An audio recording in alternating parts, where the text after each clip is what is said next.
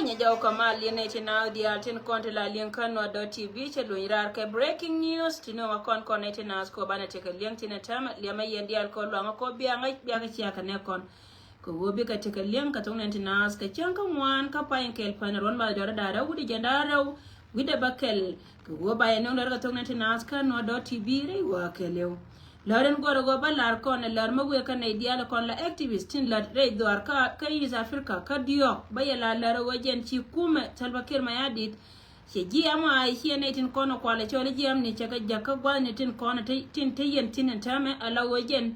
ana chaka jaka dor michal ka i Uganda kan dor michal ka i Kenya a wona dor michal ka i Rwanda ka woken panken ba netin konde la activist kana netin konde la official la ji ay wodi al ba ko ka baken jo me ko waka yende ala ne dial ko la ray ka media ne tama la wo yen pankun ka kany ne de kontin gorka ka gormi di de long ci lara mo ci ben kan de kon ci al ka go moden go ken panken ci ala de me ci ala da wane de kon ray ka media kana kon sa ko information ka lo kan de kon ci al ka ji ay go ken ka information de kon ko la nyin kume antama miti gwad miti tin miti ka Kenya ti ka Rwanda ti dor michal ka Uganda ti re dor michal ka Ethiopia yene tin dial kon right ka media lara yendi ala ro ti de roduna wona dor michal ka wona ka Egypt yene dial kon right ka media ne tin content kwa aiwo kwa ta poda kan ci gorka chongi no ba Sudan cha ne tin kon chal ka GMI cha ka jaka dor dial tochi ne de kon chal ka GMI tin kon ta ka Kenya ci ka chob ne pan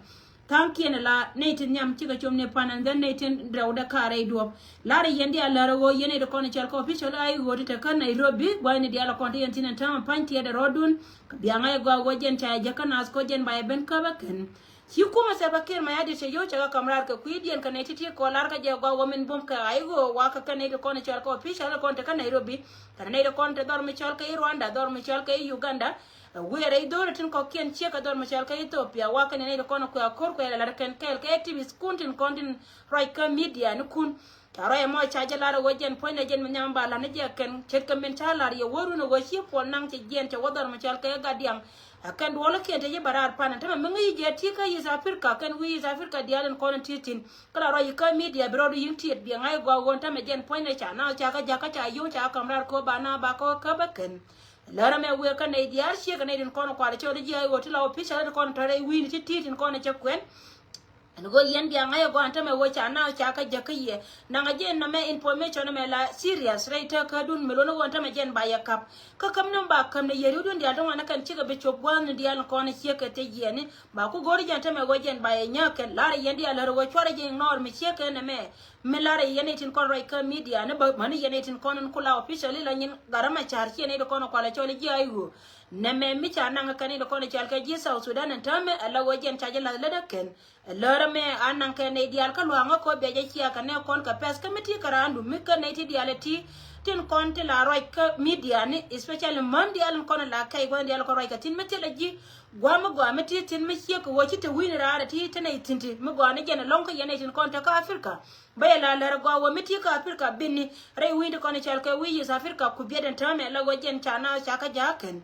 Mijira milara me official kanetin konen kwale chol netin la quartin konen charo den bar changedan katire wiltin konen chokwen especially Nairobi chinaitu wana kan chika wotin along kacha yo chaka kamera la kama ke kuma kenya ko ba nait konen chal ka jai wo ba ko ka mititi no gwada moba mite ka we mide jen ka jere we ka kenya before kan ka ne chogwana nan titin bayendi al jogo biarun we de yen goro wode de jen ka de yen mite jima jako de chop kan de konen ka Nairobi de kwale chol official sin konen te latkel ka ayo sia kwara konen te ka Nairobi ne mejena no goro balar kon che breaking news en be ka ngara tame en go jena mi serious mo gor ja bana jala let kon mer community ne me okor kana de kon chal ka ji media ka kana tin content gor ka long tware ja perwe en go jena da ne chinga de nya ne me men na chitwo ne dia ko ro iran ka mi sele ji security ku biet ko na titin no gon tame jin ba ji gor ka community du ne tin kon gor ka na ka ne tin kon mo e ka yo antame me wora an yo ka ba gwa titin ba jala me tele ji security mo go akro do ka chong ka chwele gor Right, go again by your cup and a corner quality or the Jikuma that you are a win to the Yoquen. Dorme Chalka, Nairobi, Chica chop already, Chitank and Tomni Pan. Tanyo Kamalaka Jabagotana, a dupe, a la first team, and then money second one. Car dupe, a low again point and tame. bika rom gwani dial kono wakatin kakan gor kan ne kon right ka media kan ne dial kon tin ko la ji kume lo yena me ko jen dia te ka dintin na ma jen men nyama be ka ngarar en go banyo kamalara ja kon dial en go ko ne tina bana te ka ngai go ko me jen poinde sia gwa kele men moy ka jiga ka kasare tin moy ka ne dial ka kasare mulo no gora me jena na be ngaran men dong dina gora ba nyoko no ko ne jawan cha la do kwar la kwar de ni balat ka tong nas ko jen cha gor ka tong ne tembor yene din kono la yene yo gor gwa me mi rai ka ne ka tong nas gor ne ni je gwa biya te ka lingen cha ba gwa ka mele rode mulo no go chi kwar la kwar de ni men kab ay go tame men to gwa ga da ne doblam la wajen cha barar ke warga ngacha kamna werun ka jen cha lar gwa ba lar cha pin dial kon te pinkin amana ne dial kon ba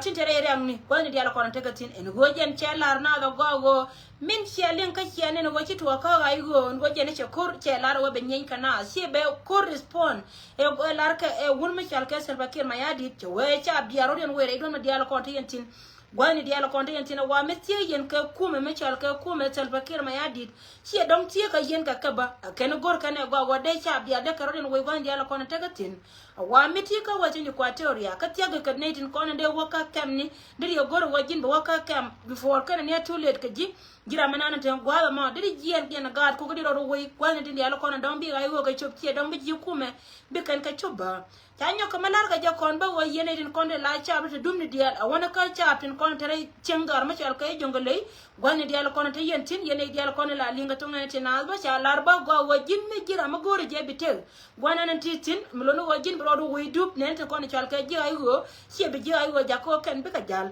ro me cha lar kan te kon chal kay cha ben wo yen dia jala le de mi sheka wona wo kan ci ne gor kan ni cha dum dien we ka la wa jen panken gor kan ne salba kir ma yadi ala wurna ne ci wai ta Sudan ce chwat pin gono waka ne ti tanke no waya kan akani ci ga kai chap ken ci kwara la kwara kap de ni ce ter ka kor ka te den tame yen chenyo kuma kama jara ro me ka jaro ya cha lat ne te dia te kon te cha ne me cha kon da kan nyam gono wala ce correspond ka ce warga ga me ce nan ka ro ken mani yene dia la kon te pin ci ni especially ne dia la kon te ka unity state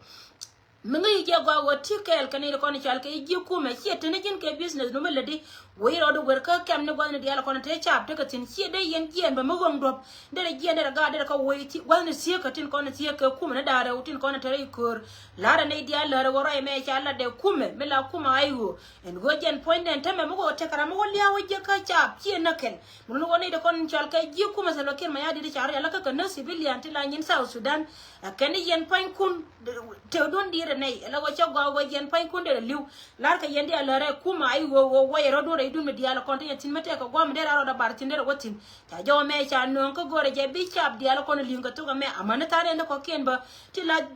jidor da ko ken tin konti la ling ken ka to ga me right ka ngame dia te ka ling tin go apuje no waje ne je ne cha gor na ma ka war ga kana ne ci barar ka ku me la ku me SPL ayo me la re cha dino ba Sudan dia la ci to cha no ra ka rodien no waje ko kon dia la wayro re dum ne ko gore je ba go biaro dum wayre yang ne tin kon bi ka choptin especially ne kon te ka jongale chet ka men ci kon dia la ling no gon te men dor me chal ka jongale ti war bi ne ta ko kana ka mo sala ci ka da ko wo putna kana ne dia la kon put go na je na puje no mi jin chap do yungoi michi jo goro wajin bilia be je ko wajin mo wai wajin gwala mo libi ne tin kon be gwama but wo pujin wajin bi yingli ko cha ban ai wache jira nen tin kon gor ka kana yeti baya la lar yan cha biya la puje wo cha ban lar ka ken min chitwo on ta maka jongole wo put na tin jen point de chuje lep jin cha ba mo goro go puje wo bi golo bi yin wo gwana na rung ko wajin di ro do bartin chora ne tin content nyam ne ta ro chora ka liba la kor me cha tet e jika te kon tar ka je ken mo no go ne tin kon go ka je wo yi ga wo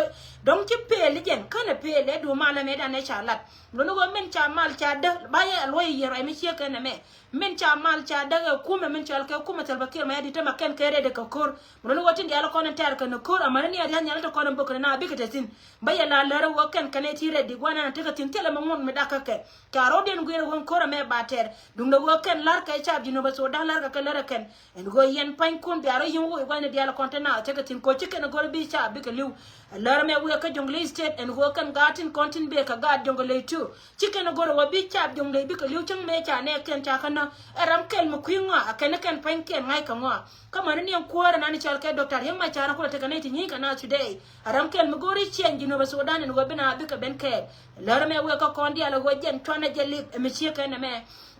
color magora balar kon dial kon chap jeri to nan roi kanai ka tong ne tenas ko bi ateke liang gen chap dial kon tin dong la ran la lim ni gen ko gen bi liang online roi me connecting content nan tin chap lon ka kabe kume bine bagrar ko ye ko wo kon baka yala lar ko kui kor nan tarke ko wo kor nan gen change la wala ka ne change rei mon ka Junuba Sudan ko bi Junuba dial be ka par mono go connecting kon gor ka je wo bine dial par sera mo gor ke biliu dum do go gen panken to ka kariya connecting totten content dakadora ken Lunu go pala ka jal yene to kon lai cham ne ka chware jagor bia liutin bia te ka ngai roi mi ka wona go mu ka cha dino ba Sudan dial ka wargang me cha gor e ko me la kum espele ayo kula kwar en cup day ni ken dial bala de ka tong nantina kwar cup day ni ken dial gen tro e mo chiela do no mo ere ko tin kon ben dio gen won tam en korgen point ja ku continue na re dor ka yinti state cha dor me chal ka yu gut cha ja cup la dor woro me chal ka ta ban nyeke garnya ke wejen tiana ba chol ka emergency meeting akwar ne Salva Kiir mayadi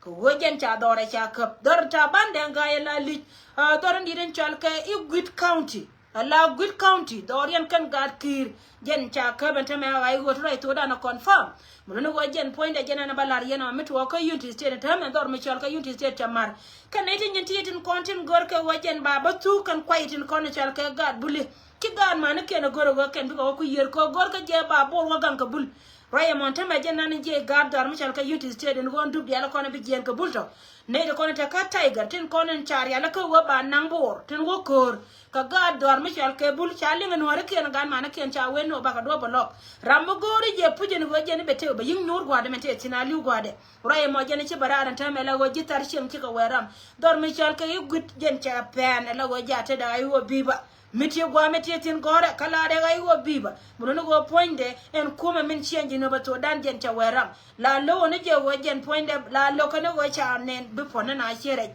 no mo te tin teme la wo dor me chal ka yo bate ka dor kel me cha wal to no weru ne la wo jen poinde kin ko ne kan kan ede nyiti de ko ne te tin la wo ne ko ka ci kuma min chal ka SSPDF jen cheling ne je la wo che poinde je ne war ci ka do le maman ala wonta me kaman ken we ka da kana agarto ko ne chalke agare ga yugo la roye me balar ya go wonta me ne me cha watare telle me le won jorban ya ko te ka tin chan kap kana ba kana da ba kap to kana ka tele ya kwara na ko dino bi cilia wara armelo no wara ma gorje waje ne be liw a ko goro waje poinde be kuinje be join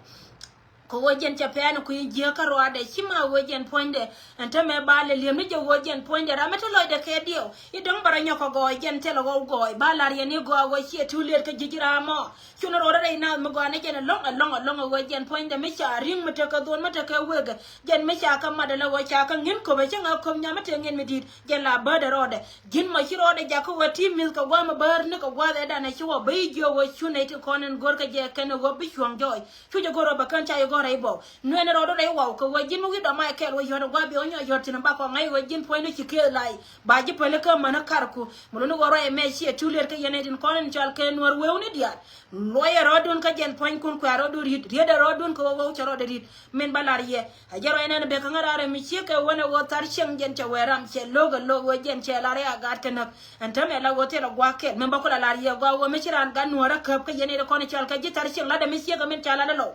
bala ye go ga no re dia ko ni chamo ke bindol tin jel ka ke mulo wo bilia e menan la riam Salva Kiir mayadi bille manati ga dana na kan na da kan rai dori kondial misia kap chora ga no re chora na go no wajen biya ka yen la ba bulwa was ni rai dori kondial yene tina no balariye lono wajen point de bulwa was ne ko akale la wa ka kwa yen chi ne ken cheme yen kana chi ne ken ka jube chaba mo la de je jen biya ka yen chi ne ken la wa biya ka moy ga mande ga ngake rai de li ken lada mo lada kon tie nya mandi ala kon tre helni ka ba kan ga no dia ka chwara kan nabdum lo ken be ka wachan kon go na we mete ka chan ajana na ba chom ne yena ma yene de kon chal ka jiko yer mo no wajin mete ka commissioner mi sia ka ba kan ga tin dia lan kon ci ben gwala mo ka gor ka je wajen pan ken lar ka je ka ne Salva Kiir ma yadin mi cha wudien ko la ka ba ka biya ka doy je la wajen la denga na ka mi sia ka den gen biya ka la ka bulu awas gore bulu awas ne la wala ba ka la be yellow awas ko no dia la duna na yellow awas mo no wajen jan balar kono na mo dor cha wasa da katele ma bala lo nyoka me longa tin yene tina dia tin content guyen gwan tin nan mo no go yene de content ka isa per ka cha ne ken loin pin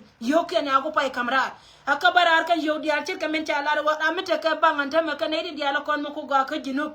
yo dia chaka kamrare janga la wo chaka nang ne kan dia ngari alke mi jin jinubi mi chale randi ene la nor weuna dia da bang ne ken chaka pris kan dia cha yo ken chaka na roye me go along michi tuonta mare weko juba South Sudan la woje nana tuonta me micheke wona yene tina titi la tichwara ko kuje woje panke nan ga kon ne de kon to kai is Africa bayala la woje cha na cha ga ja ken cha yuken kamra to kuiko woje ba ne dial to kon right ka media na ba ka ba ka baken mi jin sheng manyor shendu parai ka media ba ngan ta ba ji ko kabre gan ko ba yonya mi jin wur mi chika ya la roje la gor yen ji gor dial til kon to kai is Africa ko tel ye security intame jen panken ba ye nyaken la ye la wo man ye ne de kon la officials ne tin kon chal ke ji ay ho te kon de ji rai chen edan gwa de chi rai tin rai duel ko de chi awa partin cha loy den che cham ko ken panken edan to gwe ken te rai dun kan jo te kon de kel ke ye ne loy den cham ne gwa dan nan ka ye tin mo no go cha report to ken anta me ka ken cha ru den ko mo ka yo to ko ba ye go ken cham je dian tin ta tan ken tor ke le ka che tan la re yendi ala ro chare je ku len amisiye ke wona mi ji ra mala je ne kel kan ne kon chal ke ji ay ho cha ji ne ji ra me jel ke ka ba ji ko ba goro ba wana titin ba jangai ka yene dial kon ta ka Rwanda ngai je gwa wojen tiengare odaka ke kan ji kume ka wo ka ken meluno wojen dorien yene dial kon tre we ka Rwanda gore je ba gwa wo bia location kun bia ka chenke bia wo miti ka Ethiopia bitagwan bi ngai gwa ko bonba jen point ara mo gwa ko jen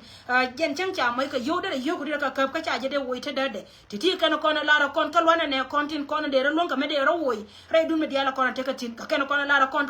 ko nemechala gwa ko kuiko wo mejira michi yo taw ka bank kam yo kurar mulono wo loga no radi ala kon chuchi ne je kon chalka jinobi loke mite karama go ticket kan ri ala kon sha chot gwa ke na mention moya ka ke ticket ni tiki kan kon ba no yene tinas en go jen point re do ar ka yunti state wan kan wan ne menanta tin yan ga yunti state ba in balari ya gwa men cha kamera no rin ta metele no manake dum do wo ken ba ka yen liana ka yellow hours no kon di ala kon tin biaka kamando man ka gam we dana mejen poinde min cha chebe wurjanga chwana jelo golde mulono wo mi siya ka banga nora na ma gwana na siya kaptin tuina dungda wo gad bulli cha lara wo ka kana kona ba tura me ba lor ka ke gad bulli mbala lonya na kaye ko gon dar mi chal ke ijuba na ma kan netin kon gor ken tama gor na ga nori ken kon nan ko kor gwana diala kon te tin ka ba ka mani chap kien bayala larien ga dar mi chal ke ga bulli ga gwari min balar ye gwa kon gwa ga puje we mayom da te ka kwai da te ka tin aye cha tuk netin kon ta gwa ba ma ne de kon ti gwa dien te to gen to gwa dien na me lakin ken ngot ka rodien ngan ka kwarien kel salo kirma yadit titi ken kon ba non ya baro da ko gara tama we ndi ko malta kel ga yendi al fodo ngoda ka meta wangda te gui mabiro da nyoka barara banyo ka menonga ye piska yendial akuma mali ye pos ka bande jeketa no konte go to weka bento